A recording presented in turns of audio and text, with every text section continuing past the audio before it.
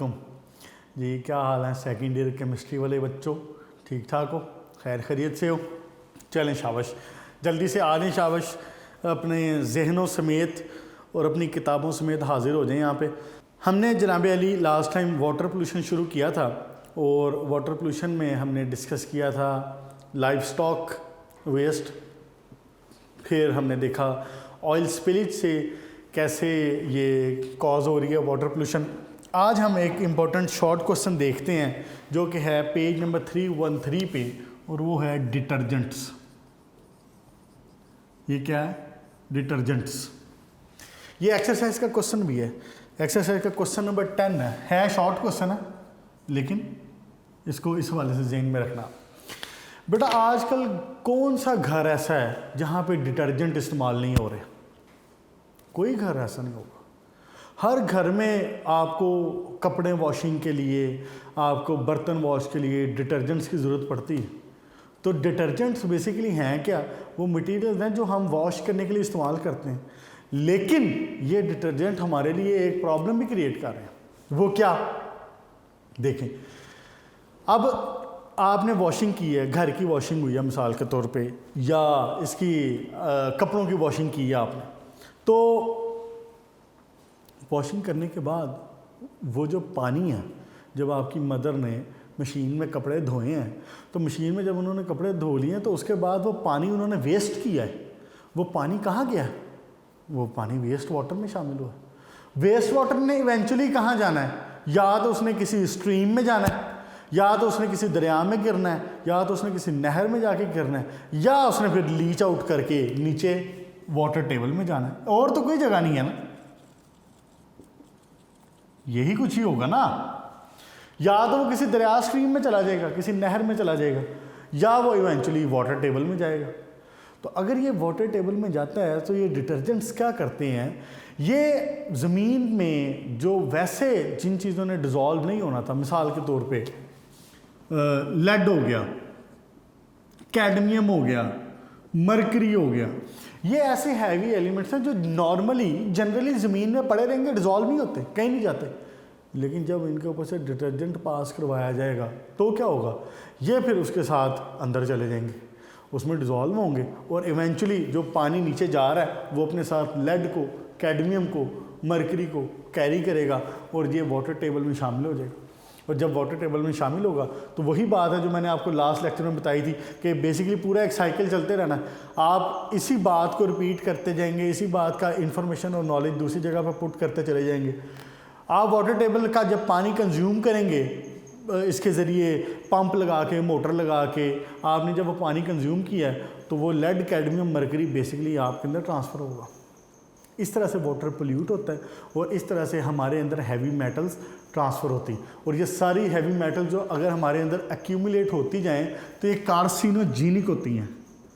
Carcinogenic, carcinogenic का मतलब होता है कैंसर कॉजिंग।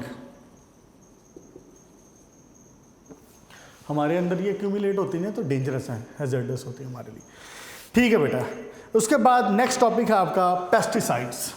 ये भी लॉन्ग क्वेश्चन है, ये भी लॉन्ग क्वेश्चन है। एक्सरसाइज का क्वेश्चन नंबर 11 है, और ये इंपॉर्टेंट भी है, ये बोर्ड में आ चुका हुआ है 2-3 बार। पेस्टिसाइड्स, हाँ जी, क्या है जनाब अली पेस्टिसाइड्स?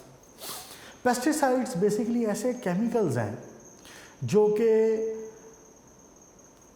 जो छोटे ऑर्गेनिजम्स हैं, इनको मारने के लिए, इनको किल करने के लिए इस्तेमाल होते हैं।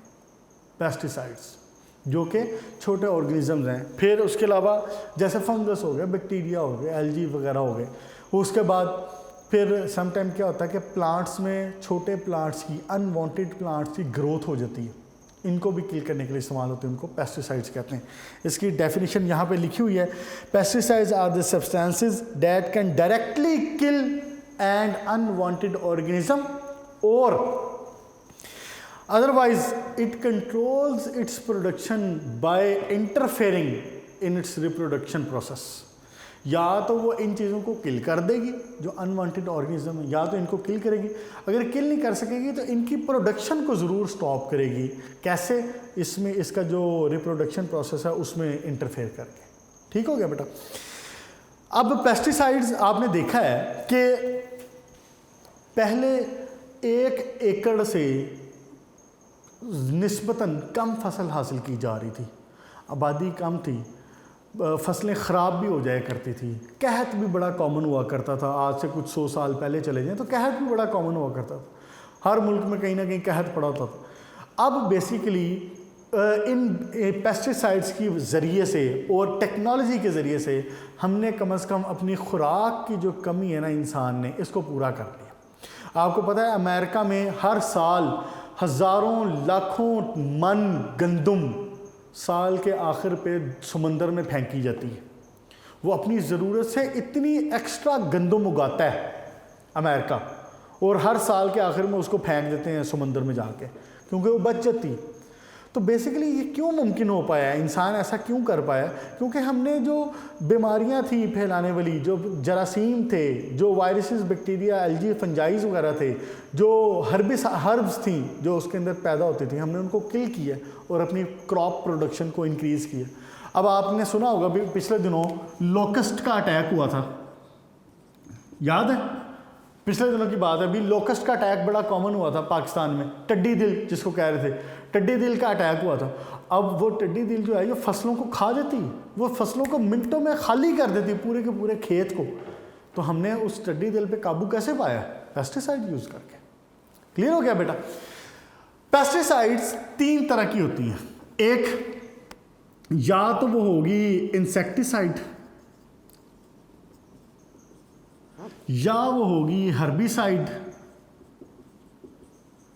या वो होगी फंजीसाइड। कौन सी? इंसेक्टिसाइड, फंजीसाइड और हर्बिसाइड्स। नाम से वैसे जाहिर है ये किसको किल करेगी? ये इंसेक्ट्स को किल करेगी। ये किसको किल करेगी? ये अनवांटेड प्लांट्स, अनवांटेड जड़ी बूटियां जिसको कहते हैं, वो जो खुद से उगना शुरू हो जाती हैं खेतों के अंदर, फसलों के अंदर, और यूरिया का, खाद का या मिनरल्स को यूज़ करती हैं, और ऑब्वियसली फसल कम होती है फिर उनकी वजह से। हर्बिसाइड उसको किल करेगी। ये किसको किल करेगी? ये फंजाई को किल करेगी।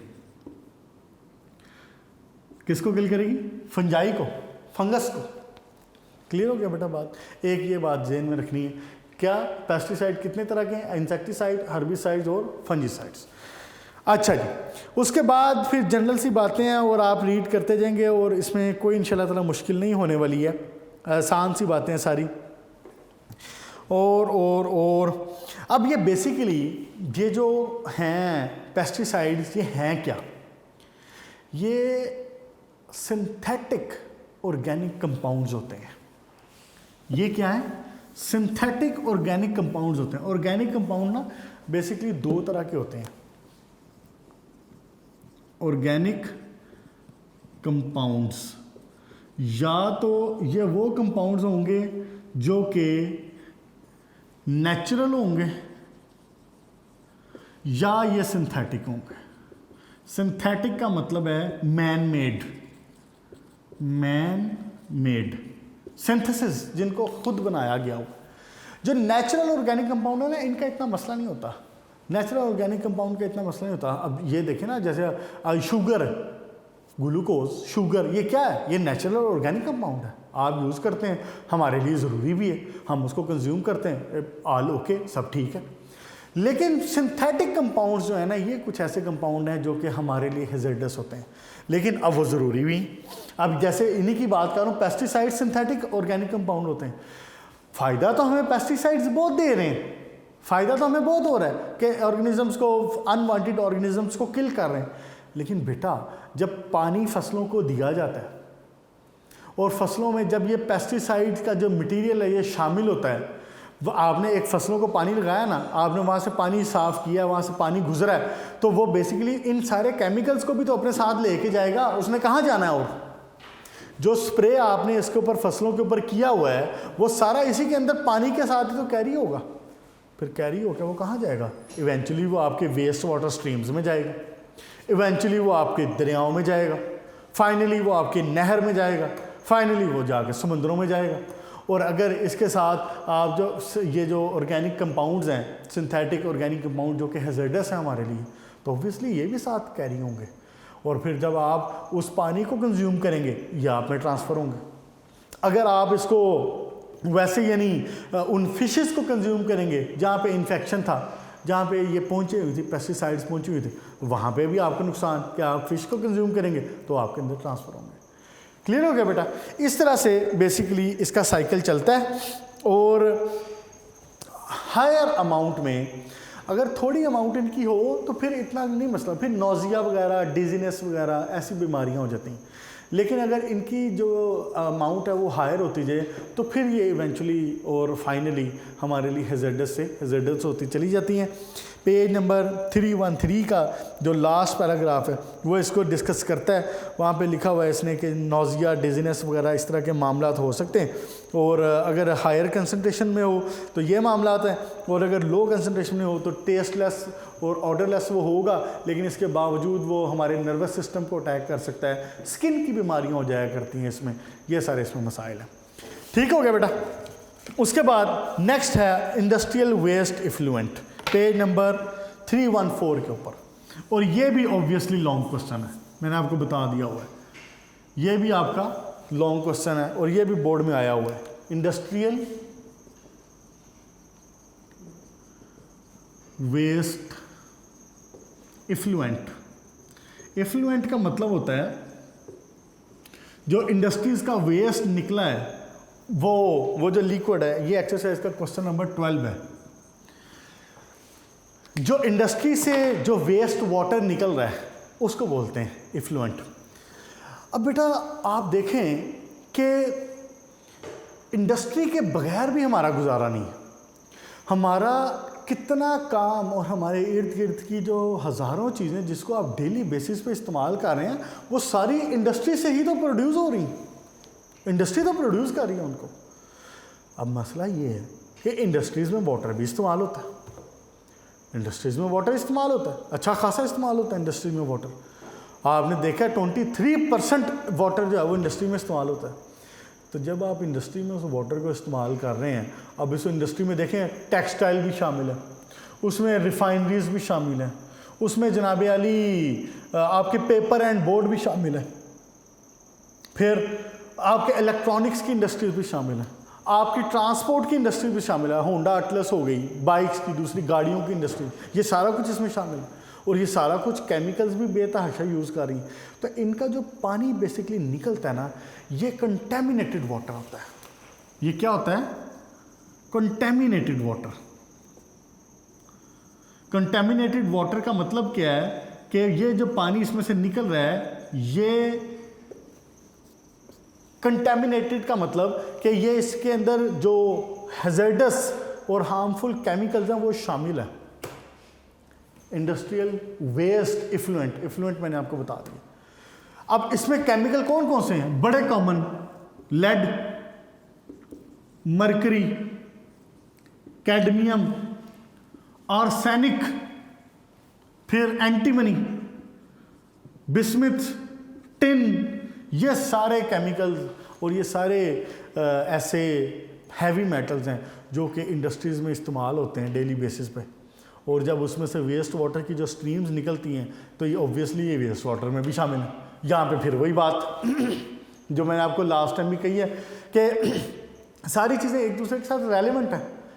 अगर कोई भी क्वेश्चन आता है तो आपने उठा के बात शुरू करनी है, और जैसे वो फिर एक वो स्टोरी नहीं पूरी शुरू करते कि जनाब यहाँ से उसमें जाता है पानी में ये शामिल हो जाता है, और वो इसमें अंदर लेड, कैडमियम, मरकरी ये सारे शामिल हो गए, वो फिर पानी कहाँ गया, वो पानी बेसिकली लीच आउट कर गया, वो नीचे वाटर टेबल में चला गया, वाटर टेबल में जाने के बाद इवेंचुअली वो कंज्यूम होकर इंसानों में आया और बीमारियाँ, ये पूरी स्टोरी आपने शुरू कर लेनी अपनी कहानी, राम कथा। ठीक हो गया बेटा? देखें ज़रा इसको एक नज़र देख लेता हूँ, इसमें और कोई बात नहीं, बस ठीक है, बातें इसमें सारी यही हैं। और लेड, कैडमियम, मरकरी, इनको याद कर लीजिएगा। बड़ा इंपॉर्टेंट एक और इसमें कंपाउंड, सॉरी मैं भूल गया, क्रोमियम। क्रोमियम के बगैर तो ना इंडस्ट्री चल सकती है, और क्रोमियम वैसे ही हमारे लिए वैसे हैज़ार्डस है बड़ा। अभी लेदर की इंडस्ट्री में इसकी बात करते भी हैं, क्रोमियम की। अच्छा जी, तो बहरहाल इसमें सारी ओवरऑल बात यही है कि ये जो हैवी मेटल हैं ये सारी जाके बेसिकली हमारी बॉडी के अंदर एक्यूमुलेट करती हैं और किडनी फंक्शन को भी डिस्टर्ब करेंगी, और मतलब वैसे कार्सिनोजेनिक होती हैं, कैंसर कॉजिंग होती हैं। इस लिहाज से बहुत से ये मामला ख़राब करती रहती हैं जिस्म में।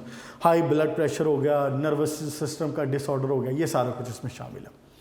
उसके बाद बेटा वाटर पोल्यूशन का लास्ट टॉपिक है छोटा सा, इसको भी निपटा देते हैं आज, और वो है लेदर टैनरीज।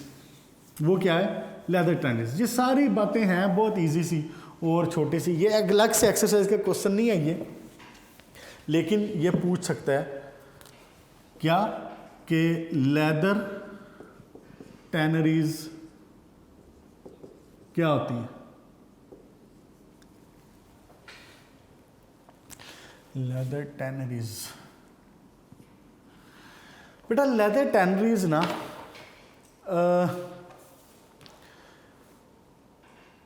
ये जो लेदर और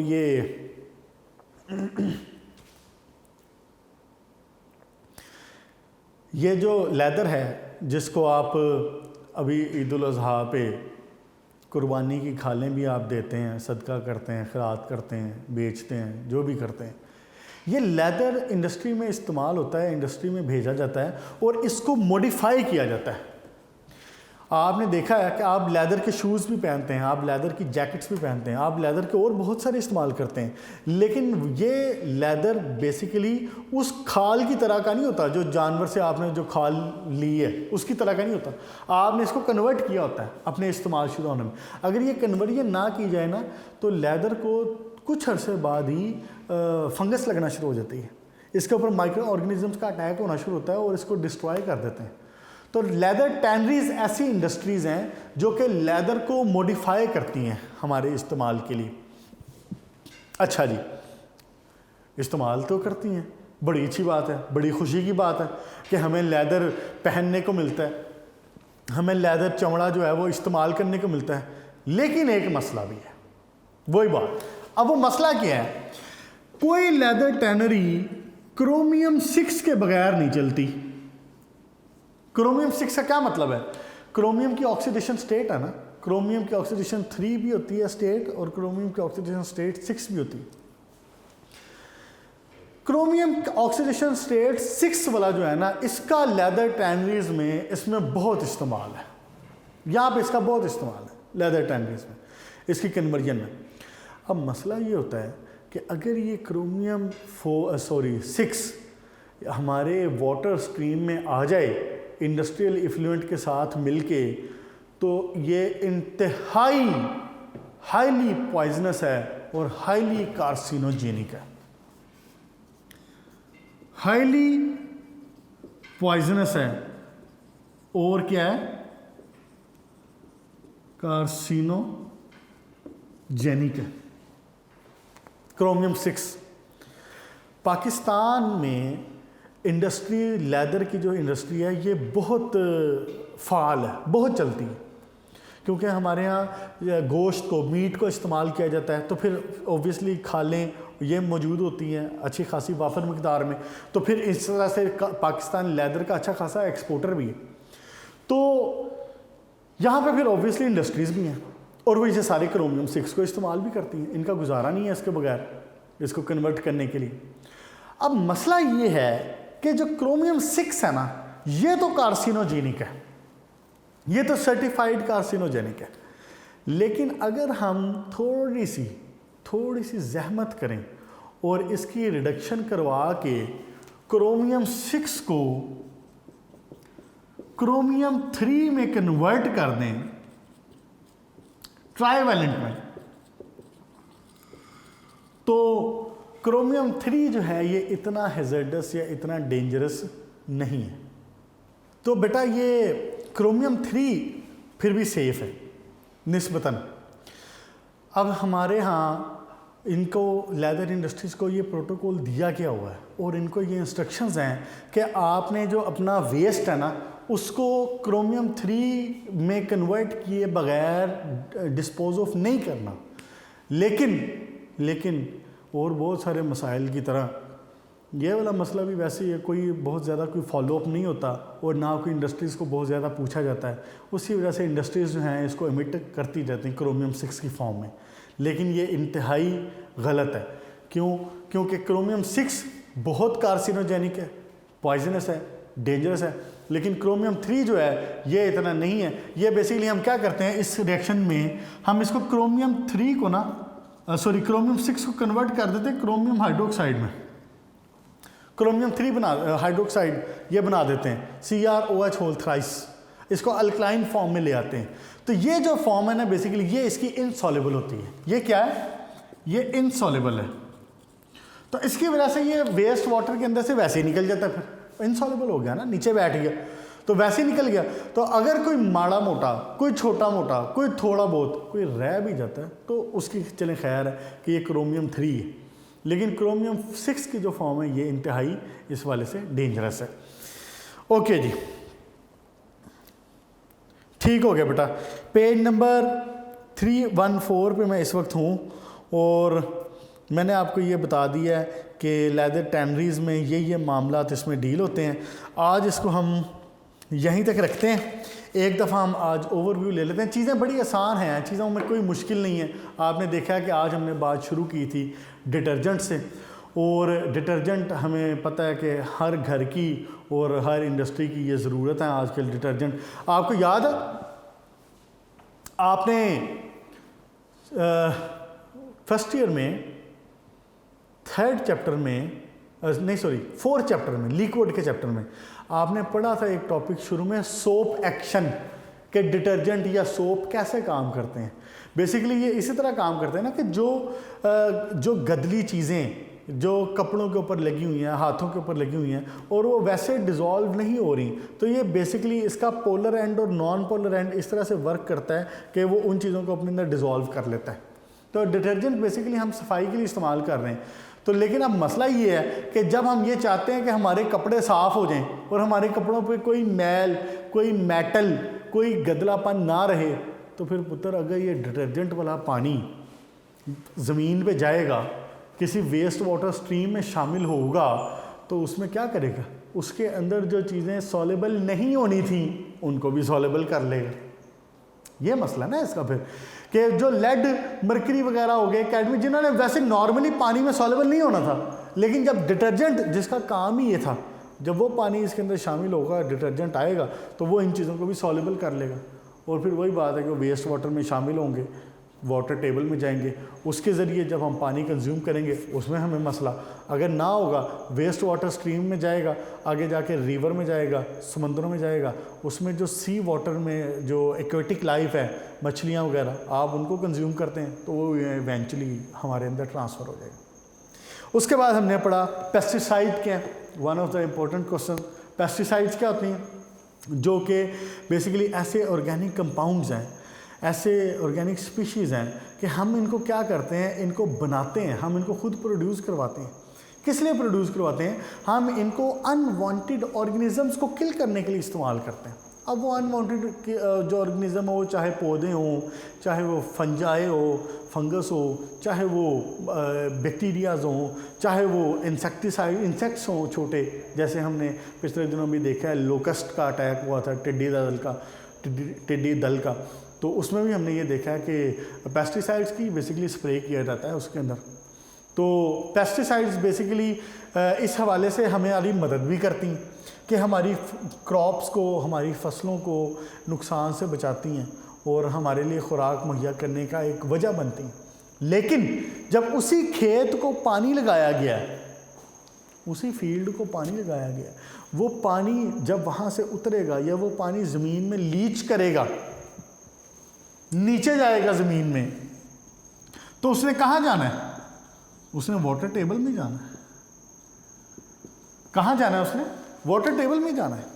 तो वाटर टेबल में शामिल होगा तो फिर जब बोरिंग होगी, जब ट्यूबवेल खोदे जाएंगे या जब कुआं होगा, कुआं कोई आप बनाएंगे किसी गांव वगैरह में, और उसमें जब वाटर टेबल तक आप रसाई हासिल करेंगे और ये पानी कंज्यूम करेंगे, तो वही सारे केमिकल, वही सारे सिंथेटिक ऑर्गेनिक केमिकल्स जिनको आपने प्रोड्यूस करवाया था माइक्रो ऑर्गेनिजम्स को या ऑर्गेनिजम्स को किल करने के लिए, वही सारे केमिकल आपके अंदर ट्रांसफ़र होंगे। क्लियर होगी बेटा बात? यह हो गया पेस्टिसाइड का मामला। उसके बाद हमने पढ़ा इंडस्ट्रियल वेस्ट इफ्लुएंट। उसमें क्या इंतहाई आसान सी बात है कि कोई इंडस्ट्री बगैर वेस्ट के नहीं चल सकती। जो भी इंडस्ट्री कोई ना कोई प्रोसेस कर रही है, जो भी इंडस्ट्री कोई ना कोई काम कर रही है, तो उसके नतीजे में प्रोडक्ट वो बना रही है, but it is producing waste also, by products बन रही हैं, वेस्ट प्रोड्यूस हो रहा है। तो अब वो जो वेस्ट है, वो जो लिक्विड आ रहा है, जो पानी आ रहा है, वो हज़ारों लाखों गैलन होता है। आपने पढ़ा है 23% जो है इंडस्ट्री वो फ्रेश वाटर हमारे इस्तेमाल करती हैं। तो उसके अंदर फिर केमिकल सारे lead, cadmium, mercury, chromium, antimony, tin, ये सारे केमिकल उसके अंदर शामिल होंगे उसके वेस्ट वाटर में। बड़ा ज़रूरी है। और अब जो आपको पता है कि जो ओवरऑल जो पाकिस्तान से बाहर ख़ास तौर पे जो मुल्क हैं, यूरोप लाइक अमेरिका वगैरह हो गए, इनमें बड़े सख्त कवानीन हैं कि इंडस्ट्री अपने वाटर को ट्रीट किए बगैर, मैं क्या वर्ड यूज़ कर रहा हूँ, वाटर को ट्रीट किए बगैर, वाटर ट्रीटमेंट ये किए बगैर उसको पानी को अब इंडस्ट्री में से नहीं निकाल सकती। किसी नदी के अंदर, किसी नाले के अंदर, किसी उसके अंदर नहर के अंदर, दरिया के अंदर वाटर ट्रीटमेंट के बगैर थ्रो नहीं किया जा सकता। ये तरक्की याफ्ता मुल्कों में रूल है, ये कानून है वहाँ पे। तो ये वाटर ट्रीटमेंट की इंशाल्लाह हम नेक्स्ट लेक्चर में बात करेंगे कि वाटर ट्रीटमेंट क्या होता है। तो ये वहाँ पे रूल है, कानून है पूरे। लेकिन पाकिस्तान जैसे मुल्क में, और ख़ास तौर पे ऐसे मुल्क जो ज़रा तरक्की याफ्ता नहीं है, अभी तरक्की पजीर हैं, तो उन मुल्कों में इतना फिर चूँकि फॉलोअप भी नहीं होता। तो आप इस तरफ कभी जाएं शेखपुरा रोड की तरफ, या आप कभी सुंदर की तरफ आपका चक्कर लगे, तो आपको वहाँ पे कोई ना कोई नाला, कोई ना कोई ऐसी चीज़ नज़र आ जाएगी। जैसे समनाबाद का पूरा इलाका है, वहाँ पे समनाबाद का पूरा नाला जा रहा है, पूरे इलाकों का गंद जो है वो फजला वो वहाँ से लेके जा रहा है। तो बेसिकली ये चीज़ें लीच आउट भी होती हैं ज़मीन में, और फिर यही मसाइल जो मैंने आपको बताएं।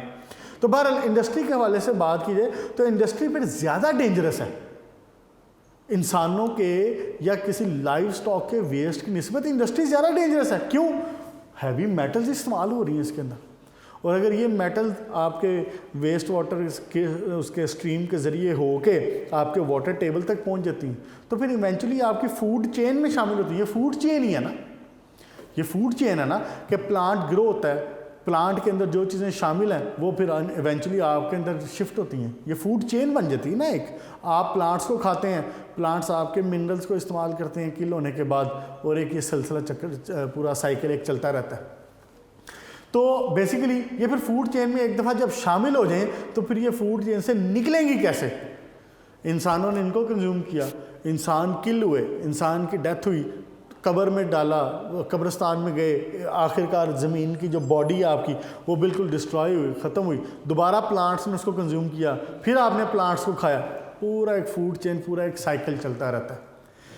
उसके बाद फिर हमने बात की लेदर टैनरीज़ की। लेदर टैनरीज़ मैंने आपको बताया था कि ये जो खालें हैं जानवरों की, हम इसको इस्तेमाल करते हैं, लेकिन इनको थोड़ा मॉडिफाई करके अपने लिहाज से लेदर में कन्वर्ट करके इस्तेमाल करते हैं।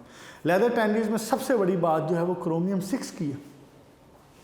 क्रोमियम 6 को वो यूज़ करते हैं लेदर टैनरीज़ में, लेकिन क्रोमियम 6 अगर वेस्ट वाटर के ज़रिए हमारे इसमें फूड चेन में आ जाए तो इंतहाई पॉइजनस है, टॉक्सिक है, कार्सिनोजेनिक होता है।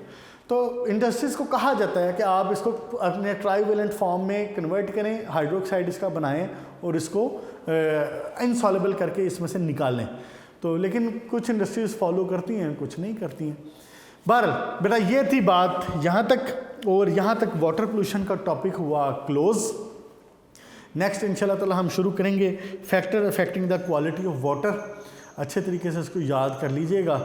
तो इंशाल्लाह ताला फिर आपसे मुलाकात होगी नेक्स्ट लेक्चर में। अपना ख्याल रखिएगा। Good luck.